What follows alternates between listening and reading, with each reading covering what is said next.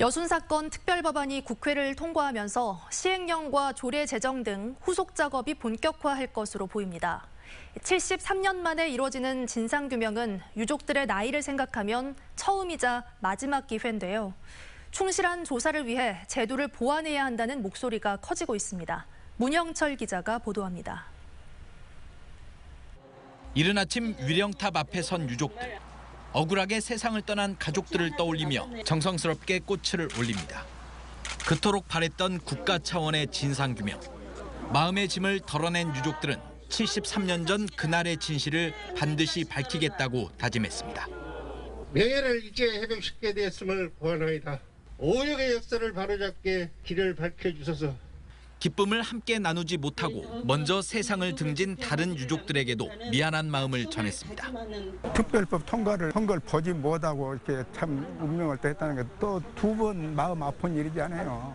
특별법안이 국회를 통과하면서 행안부와 전라남도는 시행령과 조례 제정 등의 후속 절차를 진행할 계획입니다.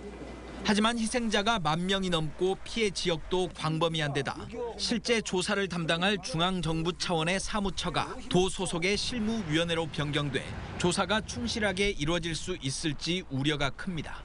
실제로 제주 4.3의 경우 전문성 부족 등으로 실무위원회 차원의 조사가 부실하게 이루어져 추가 조사가 진행됐지만 여순 사건은 남은 유족들마저 70, 80대의 고령이라 여유를 부릴 수 있는 상황도 아닙니다.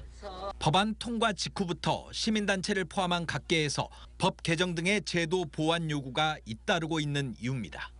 중앙에 있는 명예회복위원회의 전문위원들이 다시 내려가서 마을별로 전수조사를 거쳐가지고 확정을 지었던 것입니다. 이렇게 해야만이 시간, 예산, 인력의 낭비를 줄일 수가 있다는 것입니다. 시민단체는 토론회 등을 통해 실효적인 진상조사를 위한 시행령 제정과 특별법 개정 방안을 논의한 뒤 이를 정치권과 정부에 건의할 계획입니다. MBC 뉴스 문형철입니다.